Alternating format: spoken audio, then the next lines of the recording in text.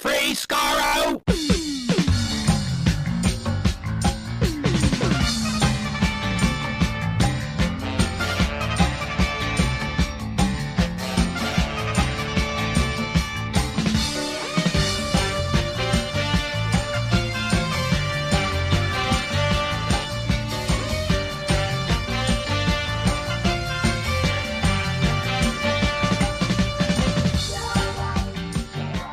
Hello, everyone. Welcome to Radio Free Skaro, episode number 805. I am Steven in Edmonton. Warren in Vancouver. And Chris in Edmonton. Happy 4th of July to all our American friends and listeners. To celebrate the American War of Independence, which is a phrase that Erica, for one, had never really heard because they don't call it that really? in the States. They call it, I don't know what they call it. But they call it Independence Day. They call it Independence Day.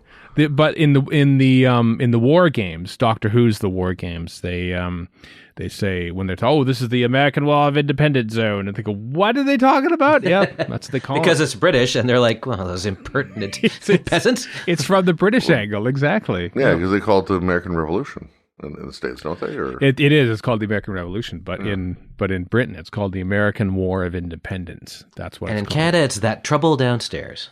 I suppose it was, wasn't it? it's usually a powder you can apply to get rid of that trouble downstairs. Not in this case. No. Not in this case. That powder is, I'm trying to segue into something else. I can't seem to find Anything, it. really? Without saying the word anthrax. I know. I mean, this is, by the way, this is it. This is the show today, folks, because we're having fun. And it's July the 4th, and we're not doing this for July the 4th. It just happened to be that this Sunday was July the 4th, essentially. But now in parts of the world, well, whether it's smart enough or not, things are opening up. After all a year and a half of going, geez, I sure hope things could open up at some point, and then they do, and I think, oh, maybe a little. Jeez, I wish things didn't open tense. up. Yeah. It's a very mixed bag, to say the least. It is a bit, because here in Alberta, which I'll tie this in because Calgary Expo is happening in September, where of course Christopher Eccleston will be. Edmonton Expo is in early October, which is where William Shatner will be, and maybe there'll be a Doctor Who guest or two after. I don't know, but like that seems like Calgary Expo. Like I'm probably going to go down there because Christopher Eccleston's there, and that's what 3 months away, 2 months away. 2.5. I don't remember when. 2.5, somewhere in there. Yeah. It's got to be early September because I can't imagine them thinking. By then, we'll know if the vaccines are working or not. Well, which presumably they will be. Yeah, because there's variants and all this, and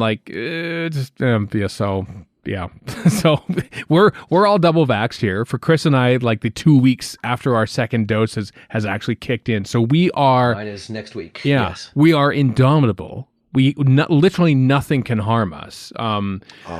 But we're still kind of like cars veer around you rather than run into you. That's true because I don't want to run into that. It'll just dent the car from the superhuman. You could give them COVID. Yeah, from all the shedding that you're doing as a vaccinated person and other such untruths. That's also true.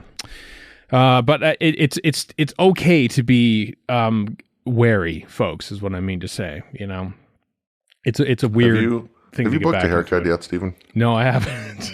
You really should. I have it. It's long. It's like I'm trying to every week it gets a little bit longer, and I try and think of a Doctor Funny Who. how that works. I know. I try to think of a Doctor Who character who's like you're a monoid, man. man. You're a monoid. Yeah, you are basically a monoid. Listen, I have a new respect for people who have long hair. Because it they never tell you about like it falling in front of your face when you're literally trying to do anything. I wear a hat around the house a lot. You are speaking a foreign language to me. I have not dealt with this for literally decades. Warren hasn't had hair since '06. Yeah. It's 90. 90. Yeah. You 90? You weren't. Were you bald at 20? I started losing my hair at 19. Oh. That would be 1990. 1990. Yeah, it gets in the way. It's just like, wow, I can't see a thing. Just the other day, I'd finished like brushing my teeth or something in the bathroom. It's just like, and then like put the tooth, and then the hair's in front of my eyes. Didn't see where I was going. Whap! Knocked my head on the side of the wall. Didn't see the wall there because the hair was in my way. I respect you people with long hair. It's get a haircut for your own personal safety. Well, this is damn hippie. I mean, this is kind of like mirroring COVID in that I'm like, oh, I really, I'm kind of looking forward to the end of this finally, and now that it's kind of over, it's like, like I don't really want to go anywhere. Nobody says you have to. No, and it's like this has given us all leave to be hermits. Yeah, and I'm kind of like I kind of got used to being really inconvenienced by this hair and stuff. I'm playing rock and roll music with some friends in about a week and a half, and I kind of want to try it just the one time. I'm sure, like literally 2 minutes into the first song, I'll be a sweaty mess, and that hair will just be in my way the entire time, and I'll have to put my 1970s sweatband on my head or something just to keep it away. Can you headbang with like any gospel covers you do? Yes, our many gospel covers, which we do. All your striper hits, yes. Yeah. We'll see, but I'm sure that'll be the telling moment. I'll think, okay, that's it. That's enough of this, and I'll get it cut. It'll be cut before Gallifrey 1, that's for sure. Which is a long way. 7 months time. Is it only 7 months away? It feels, I don't know, 9 months away. I don't know why. It's only 7. We're only 7 months away from Gallifrey 1. Yeah. My God. It seems like right around the corner. Are we ready? Are we prepared for this? I mean, no. Has the moment been prepared for? Yes. No, not really. As we were talking about off air before recording, I logically, I'm aware that Galleys gonna probably go ahead without a hitch. Might even be mask free, things like that. But my brain just refuses to process that and believe that it's at all true. It's weird, isn't it? Yeah, I'm because I'm already thinking about stuff for like Galley and things, and I'm thinking, is the stuff that I'm thinking of today, is it going to be completely passé by February 2022? It's like, oh boy, it's been, because it'll obviously have been the first Galley in 2 years, but by that time we'll be like, will the pandemic be in the rear view mirror for a lot of us, and we won't even be thinking about it anymore, or will it come up again? Will we have forgotten it, hopefully, and then we'll say, oh, wow, it's been 2 years, and then we'll start thinking of like pandemic things again and how long it's been since we've seen people in person. Well, I mean, that's going to happen anyway because, as humans, that's just humans. That's what we do. My overarching suspicion is that just like last Galley, there's chatter about what's going on in China and all that kind of stuff, but we didn't really think too deeply about it. Heady days. We didn't. We're like, and then, a month after Galley, all hell breaks loose. But yeah, I suspect that the next Galley is going to be probably similar. It's like, it's there in the background, but it's not necessarily at the fore. So I suppose not. I am curious about, people in Australia, which for the most part avoided it all. But they're except for those who are in lockdown down there right now. That's the thing. They've also avoided vaccines, so it's like the vaccine uptake is very slow. It's like, hey, we never had COVID, so we don't have to worry about. Well, if you do want to like re-enter the rest of the world, at some point you might want to think about getting vaccinated and stuff. So, yeah. So anyway, vaccines are out there, everyone. Go get it. Go get vaccinated so we, the three of us, purely can start feeling a little better about going into public, even though we are completely vaccinated ourselves. Cater to us, our nervous and Nellies up north. Yep. All three of it. It's going to be, I'm just, because this is relevant to Gallifrey 1 talk, but like the thinking is on this side of the border is that once we get to 75% of our total population being fully vaccinated, then maybe the borders will open up. That could happen sometime within the next month or two. So, which is basically to offset the fact that we'll probably pass the states in percentage of our population being fully vaccinated, despite having a much later start on things. So, once again, America. We also have a much smaller population. Well, I know, but I'm talking like percentage of population, though. That's still nothing. So once again, America, on your special day of independence, we, Canada, are in some ways better than you. Yes, there's the Canadian smugness, which, by the way, will always be followed up by Canadian humility, because we will get egg in our face like we always do. 100%. We're so great. Oh, no, we aren't. Yeah. Never mind. Insert cocky statement about healthcare here. Yep. and then suffer with statement about Robin Thicke there. Exactly, that's fair. Robin Thicke. Yeah, I feel like residential schools right now are probably a little bit of a bigger thing than Robin Thicke, but A little bit. Anyway, hey, let's look back into into the Timelash, everyone, our weekly segment where we look back at this week in history in Doctor Who and assorted spin-offs, because we're into July and August now. The broadcast history of Doctor Who sort of slows down in July and August historically, but there are some doozies.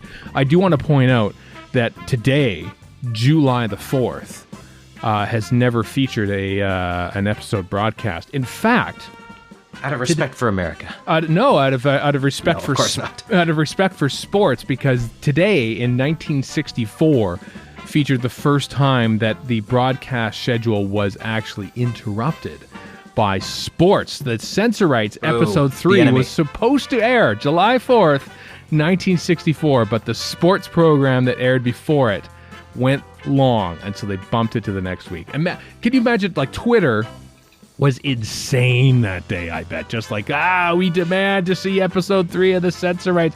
This stupid sport has preempted us. I don't know what alternate world you live in to begin with, but that one is even better. Yeah. Right now, people in Britain, or at least those who give a crap about it, are probably enjoying England's amazing run in Euro. Because of who I am, all I see is people from England going, please stop talking about this. About the Euros. They're just sick of it. Yeah, because they trounced. England beat Ukraine 4-0 in the quarterfinals on Saturday, July 3rd.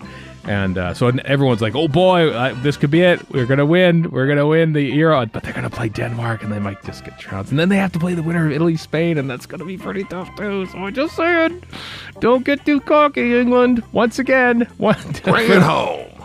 For the millionth time in history, don't get too cocky. Could be trouble. On the 5th, we mentioned last week that the cliffhanger of the Stolen Earth, of course, happened. But Journey's End, the first time ever that Doctor Who finished number 1 in the ratings, was Journey's End back in 2008. Probably because of the cliffhanger of was it Voyage of the Damned? Didn't? No, it didn't finish first. It got the most ratings, like the most numbers. I think it finished 5th or 3rd that week. But no, the first time that Doctor Who, I think, finished first, Journey's End, got like 10 some million people or something like that. Like, first. How about that? That was a heady day. Heady days for like overnight ratings too. You know, back in the day when those things counted. I still don't greatly care for that episode, but no. Hooray! Take that. Shut it down. Shut it all down. I think you need probably some more dwarf stuff. What was the thing? Was the magical Star Alloy? Is it the dwarf? Well, no, that's from Warrior's Gate. No, it was was that else, the one from? Oh yeah, no, that was one from Impossible. A White Point Astronaut Star is from End of Time, and that was one of the many parts of End of Time. I don't want to look that up. What's the thing that Sarah Jane Smith? It's been like 13 years. You know what I'm talking about, right? Sarah Jane Smith. I know what you mean. I just can't remember the exact title. Somebody's yelling it back at their very much so phone or stereo right now. I'm sure, but. You fools! Yes, you're right. We are. One thing I will say, and I can't remember the name of the stupid piece right now. Okay. I really do like that piece of music that they use when they're all piloting the TARDIS together, though. Oh, I know. Da, da, da, da, da, da, da, da, da. It's very nice. It's very triumphant, you know. It feels like Most the end of an era. In fact, yeah, it feels like the end. Even when even when the show is bad, Murray Gold is good.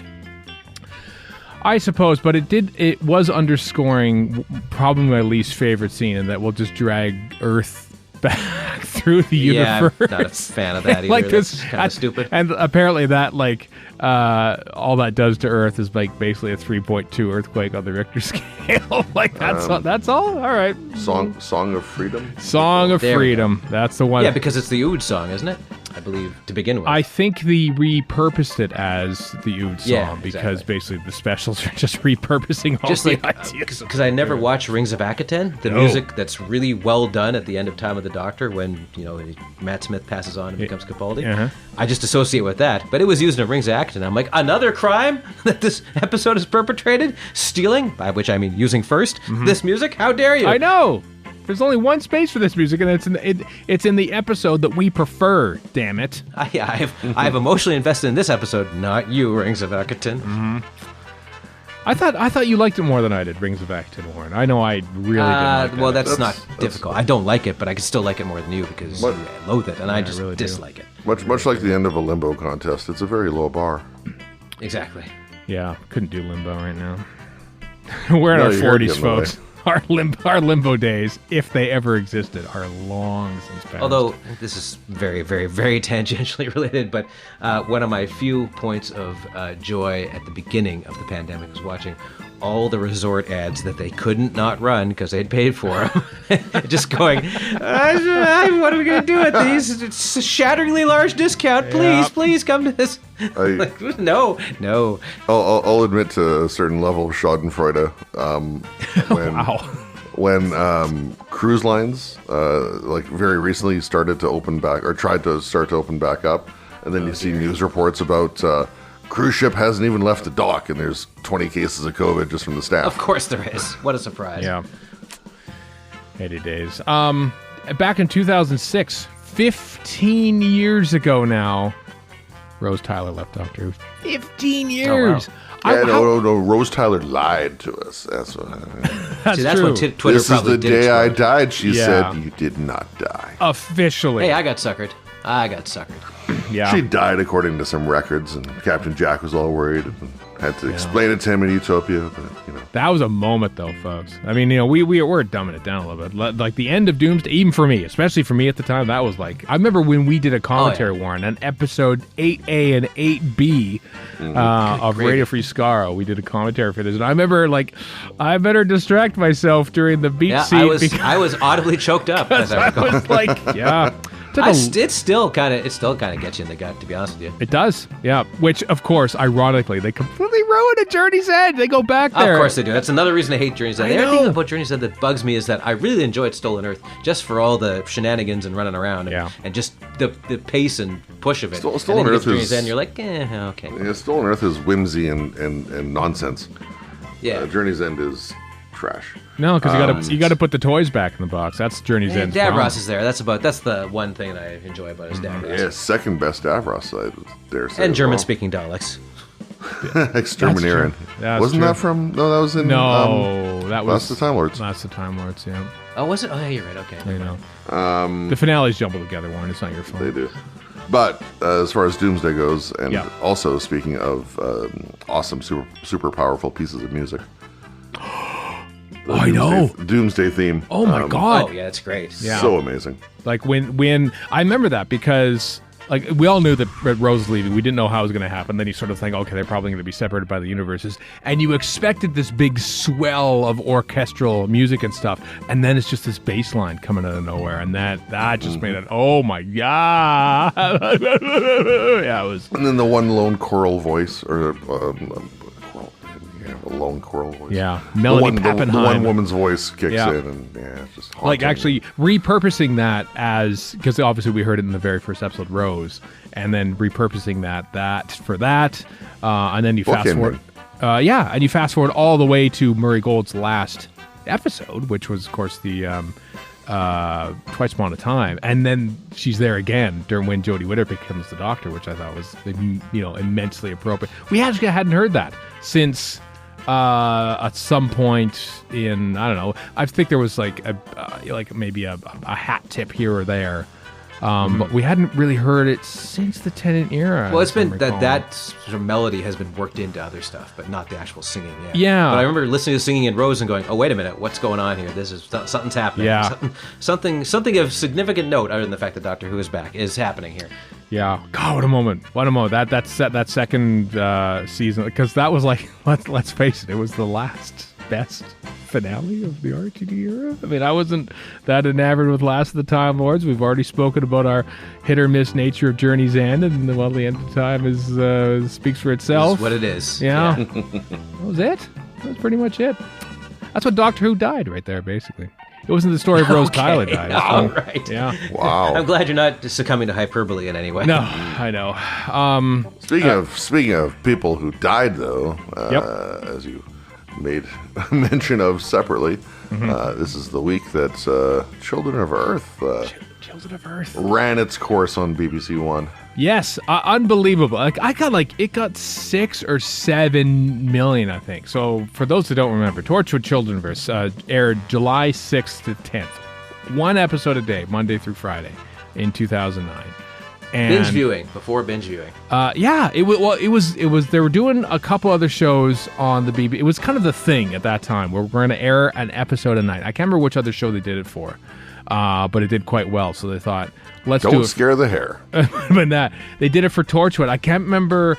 I think RTD in his book, A Writer's Tale, I think it was there or somewhere else, where he was at the time he was kind of peeved because originally it was going to be like a 13 or 10 episode season or something on BBC Two, but then they said we'll bump it to BBC One, but we'll only do 5 episodes, and he felt like at the time it's like, oh man, they cut our episodes in half, and that's a slight. But of course, as I've gone on to say many times, Children of Earth is like the most powerful Doctor Who related thing that I think RTD has ever done. Like I remember I haven't listed our episodes about it, but I remember going in thinking, oh well, Tortured Children of Earth, we'll watch it all one week and then review it on the next episode, on the next week's episode of RFS, thinking that it would just sort of be like some silly Torchwood nonsense and stuff. And as the week went along, I just got more and more gripped, both by what's going on with Torchwood in the 4, 5, 6, but that was my proper introduction to Peter Capaldi as John Frobisher. Yes. Who was superb. Here's my question. This is very inside baseball for the three of us. Okay. Did we see this, or did we see Miracle Day as screeners ahead of time? I can't remember what it was. Miracle Day. Okay, because this we watched on broadcast, and so it was just as impactful as it was with everybody else. Yeah. We'll talk about we have to space out our Timelash stuff for the next few weeks. So we'll talk about Miracle Day when that comes up, because that also premiered in July of 2011. But I asked because that actually makes a big difference in how we react to stuff, right? So very much, yeah. Because it was appointment viewing. Remember appointment viewing? Remember those days? Like every day there was a new Torchwood episode, and it was like, at the beginning. Appointment viewing's back. Like the new Marvel whatever is usually out on, well, I guess it's Wednesdays now, but it's a one-weekly thing. So Loki. They know what they're doing over there. Loki or the Star Wars stuff. Well, all of them. All Mandalorian, Star Bad Wars Batch, stuff, whatever. Yeah, well, exactly. It's appointment viewing in that you have to be there within the day. It's not a time and place as it kind of was in Torchwood Land. True. It's a little different. But they are sort of shifting back a bit because they understand that it keeps people coming back as opposed to Netflix just barfing it all out at once. It keeps people talking about it. Yeah. As you alluded to earlier, Warren, like this is like binging before there was binging, and I wouldn't be shocked if there were people out there who, possibly even us, who said, just why spew it all out in 1 week rather than spacing it? Doesn't that waste it or whatever? I think it worked for this particular example. It worked better to do it this way because you've got to get all this intense. Yeah, it was bad feeling, but it's really well made stuff out in one go. It was way more impactful because you amped it up, and then you just kept it there, just for 5 days. And you can't do that over 5 weeks, right? No, exactly. 5 days sure can. Yeah, I don't think the cliffhangers and the intensity would have been able to build up. It also wouldn't work the same if you aired them or watched them 5 back to back to back to back. I was going to say the same thing. Yeah, it's so Tortured Children of Earth, which as I said, I've only seen twice. I've seen once on original broadcast and watched it again before I moderated the Tortured panel at Calgary Expo back in 2011, 13, 14. I think I've only watched it once. 13. Part of me is like, I don't want to feel bad. It's so intense. It's almost too intense to watch it. It's like, man, I don't know if I can do this. So maybe one day I'll watch it again.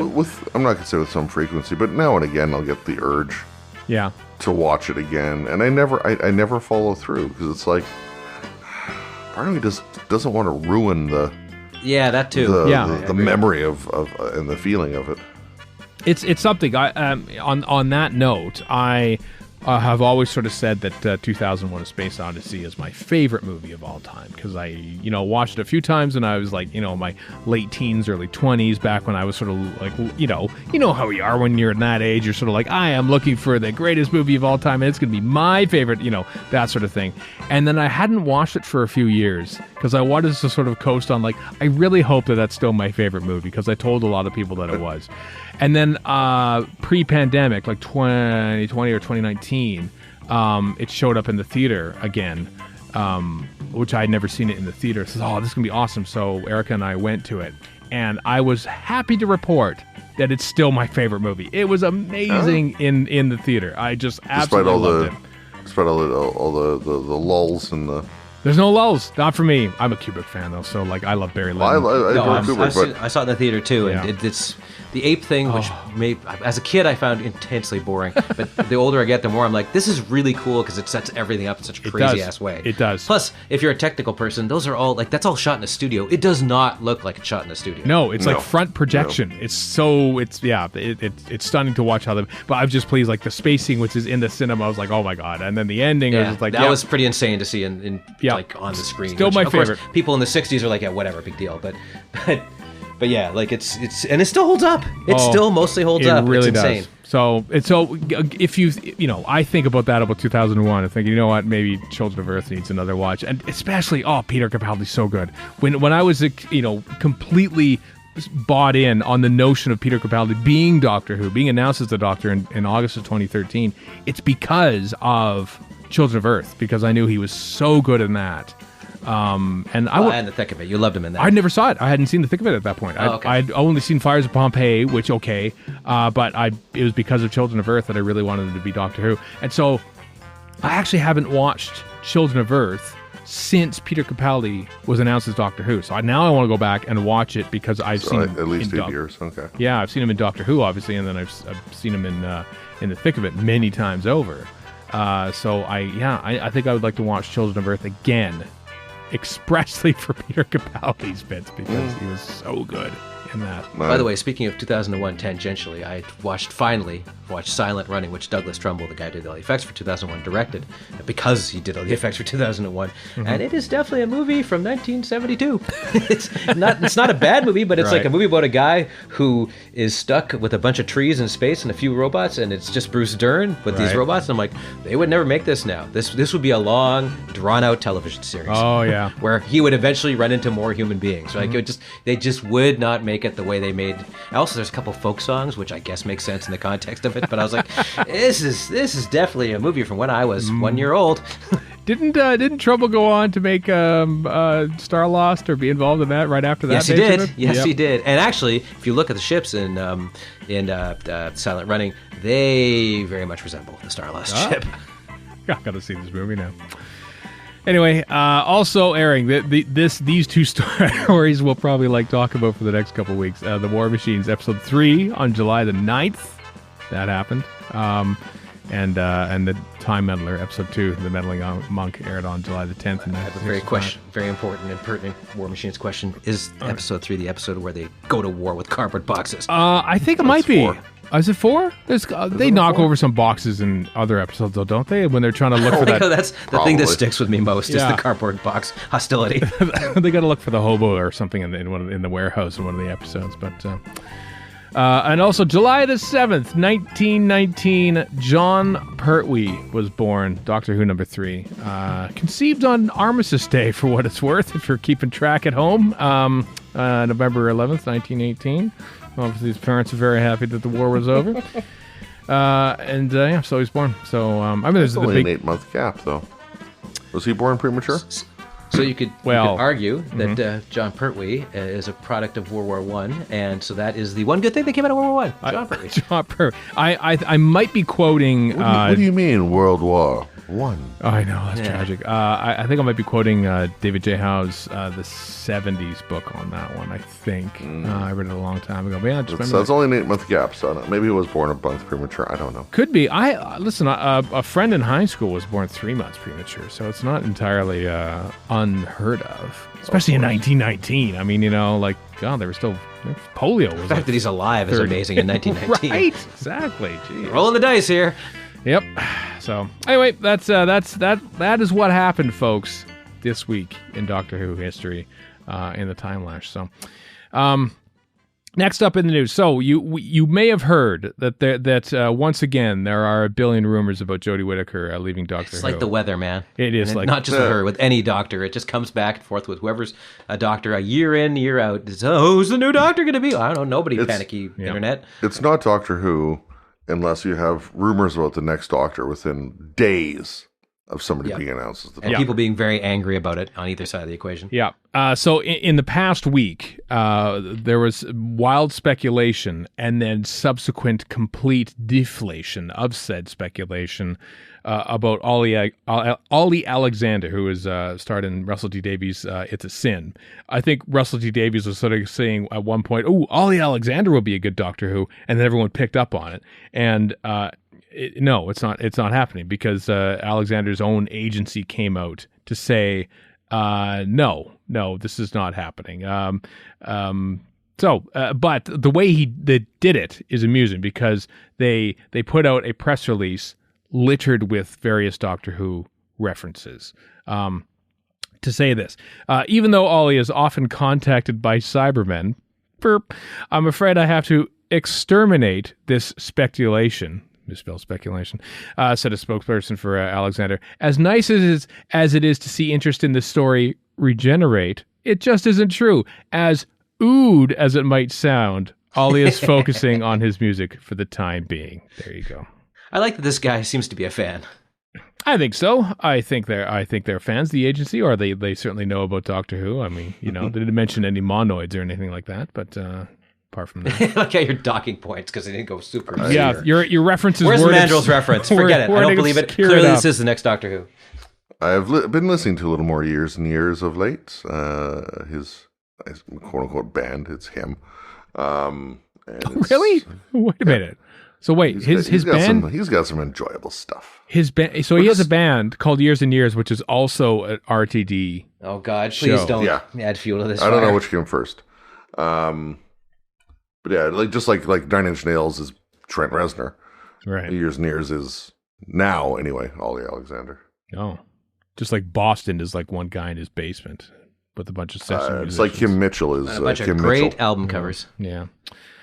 So there, that's unless of course this is all just a ruse, and Alexander actually is going to be Doctor Who, but I mean, he'd probably not be younger than Matt Smith, I think. How old is he? How old is Ollie Alexander? Matt Smith was 26 years old when he was announced as Doctor Who, and then I think it was 27 when he finally started. Oh no, shooting. He's 30 now. Okay, Jeez, so he's actually he's older old. than I thought. He's old. Older than I realized. Yeah. Matt Smith, still the youngest. It's still one of the... God, he's so good, Matt Smith. Bring back My Matt second Smith. favorite Doctor of all time. Bring back Matt Smith. If you're going to regenerate, because this... Oh, God, enough of this. We have to do it. I don't care. Bring back Rose Tyler, even though it's been literally 15 years since you left Doctor Who the first time. My soul is tired hearing that, whatever. Bring back Ted and Rose. Just stop, people. Can we have something new? I don't even care if I like it. Just make it new. Warren, I don't think it's happening. I only said that to annoy you. I know. It just makes me so tired. Yeah. Speaking of annoyances, I know I'm saying that. Mostly because who knows when we're going to actually see it, because it's a DVD release. The Evil of the Daleks is being animated, as has been rumored for over a year. It's coming to DVD and Blu-ray September 27th in the UK, or July 2025 in Canada, maybe even along with Lemon If we're lucky. If we're good. I don't remember the name of the cat who's on Twitter who was literally drawing a Patrick Troughton related drawing a day for the past 469 days, until the purpose of the Twitter account was to do a drawing a day until The Evil of the Daleks was finally announced coming to DVD and Blu-ray. So that person can finally rest easy, not having to draw things. So it's been that much in the works, and you can kind of like, if you see the order of things, there's like Faceless Ones, Macro Terror, all these stuff that are coming out. Probably Evil of the Daleks is coming soon, and it is. So that's that just leaves Smugglers and Highlanders, and then we have our everyone loves those. 4. Everyone loves the old historicals, the last two pure historicals. Oh boy, do they ever. Just avoiding them like the plague. What if they'll come out at the same time? Like as a double box Also, set? animating those is going to be tough just because what are you going to animate? Like, it's not much dynamic movement. There's ships. You could put ships in there. You could put... I guess. And thankfully, swords. The Smugglers is in no way racially problematic. Oh, great. I hadn't even thought about that. Never Yeah. mind. It's gonna be curious. I mean, unless Phil Morris gets off his keister and finds all these as he already has them, I thought. Oh, that's right. Sorry, returns them. I mean, watch this space, or those all those film collectors that are just vultures poised around their film collections. There may be an episode or 6 of the Highlanders are sitting there waiting to be found again. I'm just curious about if and when the time comes to animate the Crusade and indeed Marco Polo, where virtually every single character apart from Marco Polo and the regular cast are not of the English descent. It's just the title of the Crusade, which I haven't thought of since I read the novelization as a kid, is probably pretty problematic. Yeah, all things considered. Different times. So, yeah, Richard the Lionheart in there. You got Julian Glover, but Marco Polo. Everyone is from China there, and that except none of the actors really are. So that'll be interesting. What's her name? Is the young girl? Zena Merton. Yeah, that's true. But Darren Nesbitt as Tagana, not from China. Yep. Anyway, Anime of the Daleks comes with all 7 are animated, but there's also the remastered original episode 2 telesnap reconstructions, which I always like, audio commentaries, and the audiobook version, which I have on cassette tape. Oh, good. With Tom Baker. Tom Baker did the audio narration. I remember buying that on a trip to Winnipeg in 1994. And that was my first experience with a missing episode. Not getting it because Tom Baker was doing it. I'm like, well, if it's not the proper Doctor, I'm not interested, because I was, obstinate idiot. 20 Oh, really? Oh, so. Wow. And a making of in a photo gallery and all that stuff. So Anne-Marie Walsh, who I believe was the producer on Faceless Ones, has done this one too. So that's pretty cool. Evil of the Daleks, coming to DVD and Blu-ray. No release date yet for Canada. I'm not sure if there are it's a release date for the States on Amazon or something, or the BBC Shop or something like that either. But I do know that it's coming out a little less than a week after the season 24 Blu-ray set comes out here in North America, which people are really enjoying in the UK from what I see on my Twitter and Facebook feeds. So the chase goes on for day and date releases on both sides of the Atlantic. But no, the chase goes on for 6 episodes. It goes on 6 episodes. I was waiting for that, and you delivered, Chris. Yep. Not saying I'm happy about it. I was too. Anyway, let's talk about some Big Finish stuff. A couple things. Jenny, the Doctor's Daughter, still running. Second series of the Jenny Chronicles. I'm just calling it the Jenny Chronicles. It's coming from Big Finish in November of 2021. I'm looking forward to Big Finish being back in studio again, because they've had to rely on basically people's pictures from their homes as their promotional photos. Because as Peter Davison's closet is awesome. It is awesome, but as great as it is that they've been able to record new episodes remotely and stuff, I feel like there's a picture of Georgia Tennant in like her backyard basically, and there you go. That's your promotional shot, because the artwork's not done yet. But that's cool. That's cool. She's that's one of the weakest television episodes of Doctor Who in the modern series has spawned at least a couple of things which would that's kind of neat actually. I kind of like that when you take a bad episode of Doctor Who and turn it into a series of Big Finish plays there you can actually build on. I kind of like that idea. Or indeed any episode of Doctor Who and turn it into something with Big Finish. Or turn it into a long-standing marriage with many children involving her and Tennant. By the way, have you noticed, completely tangential to the matter at hand, that because we've normalized people like coming into news shows from home or whatever, the more impressive the credentials of the person, the crappier their net connection. I don't know why, but this seems to be constant. Somebody's like a professor of something or other has just got the worst internet connection. It's funny. There's a CBC reporter called Evan Dwyer on CBC, who I think, if you look at him askance, he almost looks like maybe could be Peter Capaldi's brother. Has been basically on Zoom or Skype, doing his reports from his home for the past year and a half. Has the worst internet connection. I think at some point during the course of the pandemic, CBC, send somebody with a truck to maybe hook some better internet up for one of your prime reporters.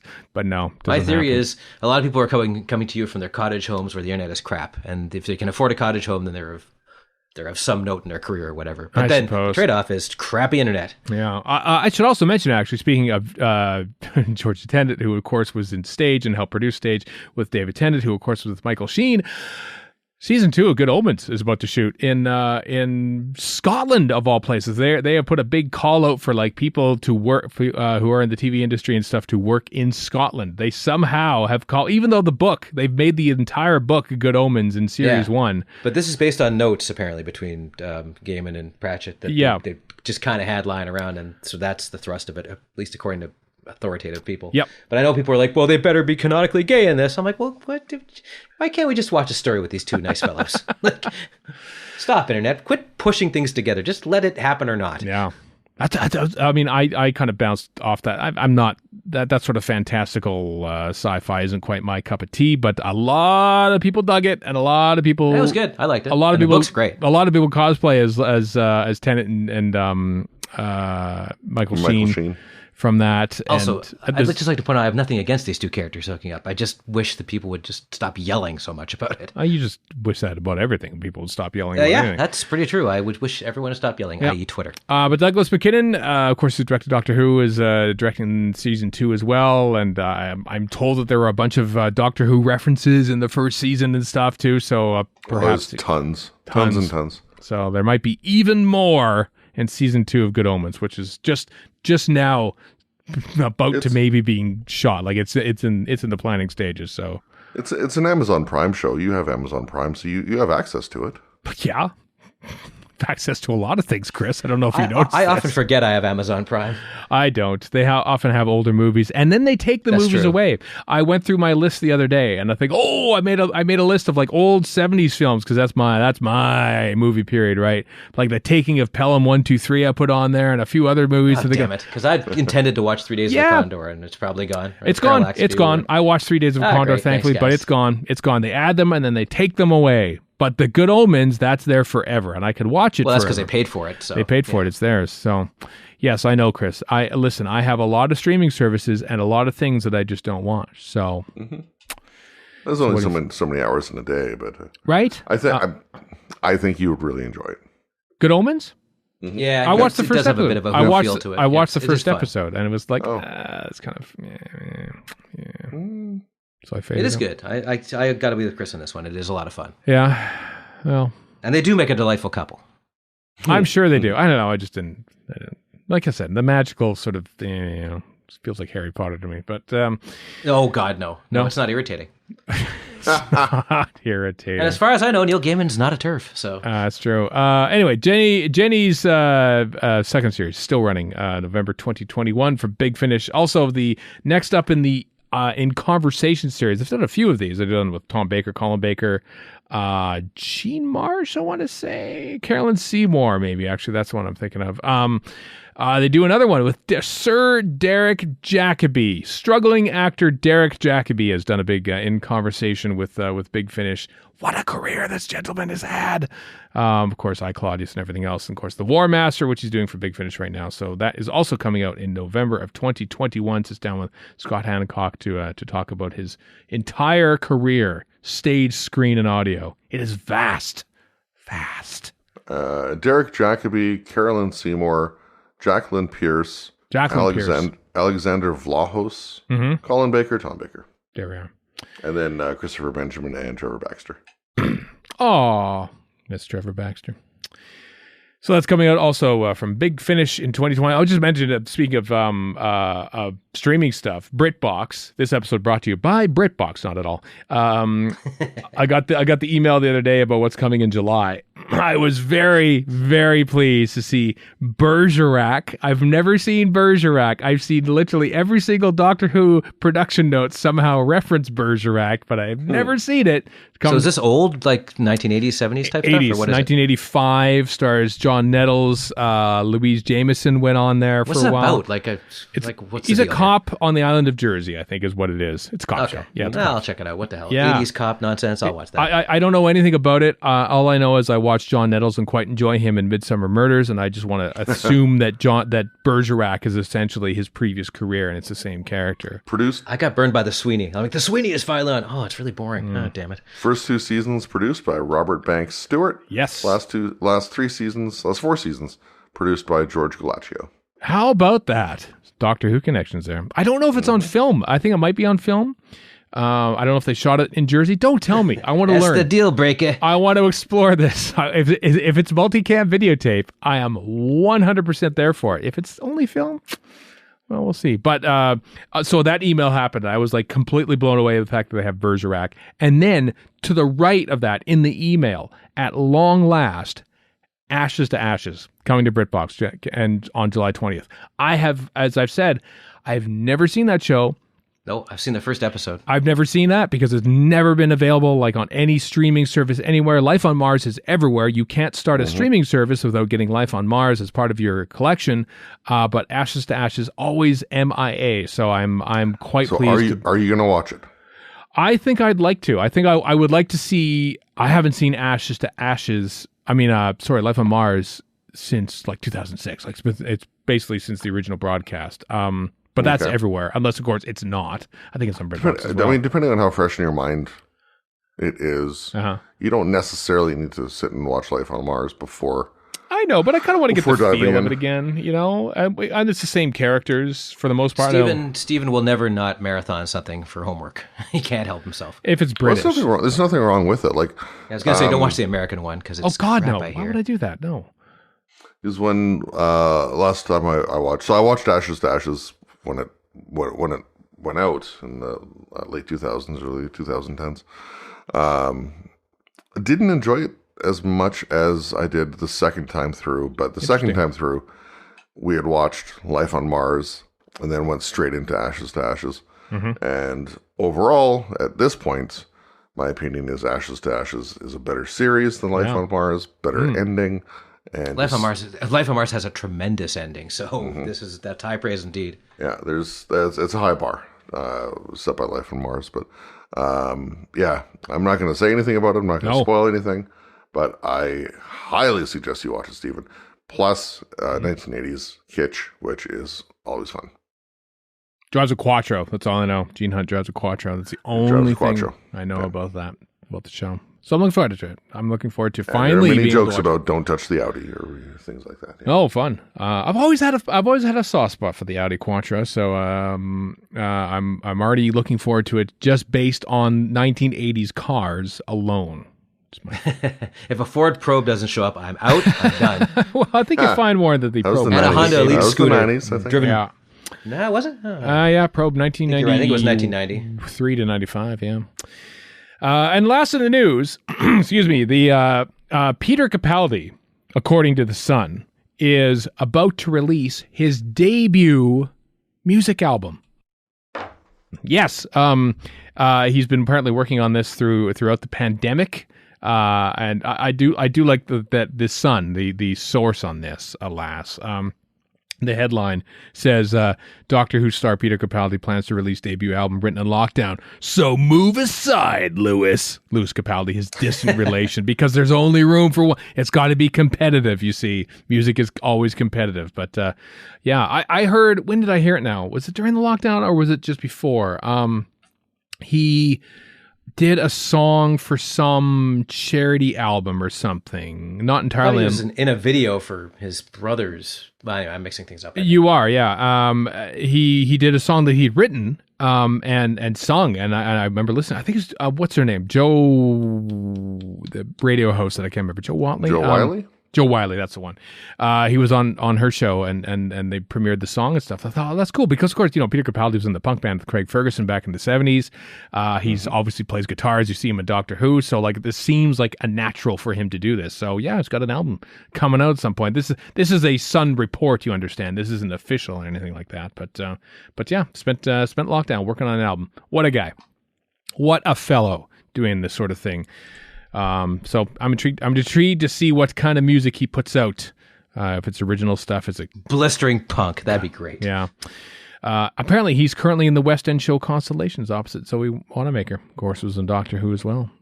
So you forget about theater. You think, where's Peter Capaldi these days? Oh, he's in theater because they do theater. My immune response is to forget about theater. Yes. Shouting Zoe in the evening. Wanamaker was also in Harry Potter.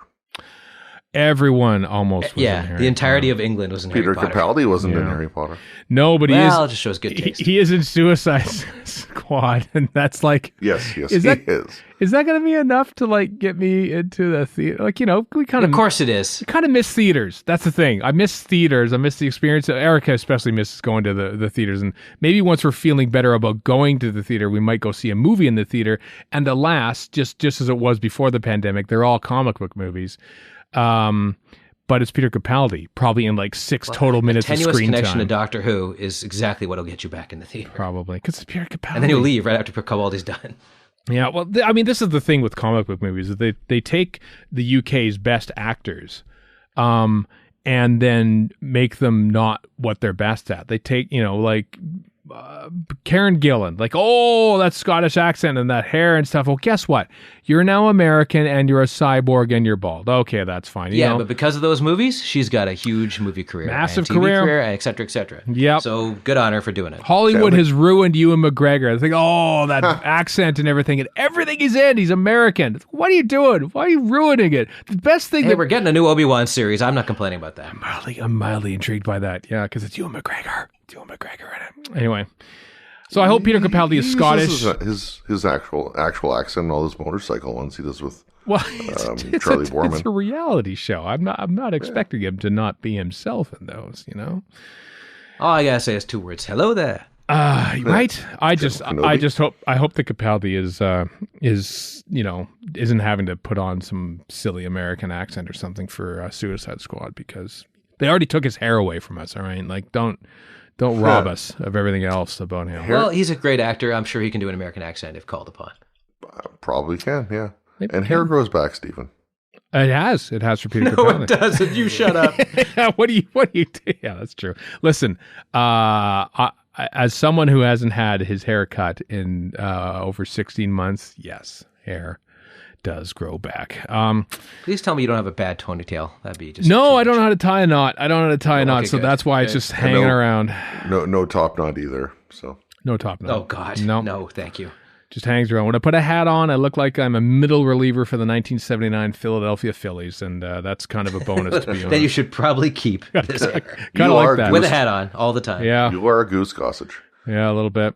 Without the mustache. Anyway, that's it for this week's Radio Free Skaro, everyone. Hope you enjoyed that. Next week, we dip back into Miniscope territory. Our Patreon supporters have already heard it, but part 1 of our Barry Letts Miniscope, his directing Miniscope, where we'll be talking about The Enemy of the World and Terror of the Autons next week in the Miniscope. So join us for that. Until then, I am Stephen in Edmonton.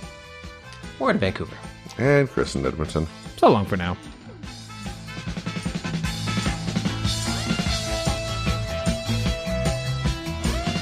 You've been listening to Radio Free Skaro. Find us online at radiofreeskaro.com. Follow us on Twitter and Tumblr at Radio Free Skaro. Subscribe to us on iTunes and donate to the show at patreon.com/Radio Free Skaro. Thank you.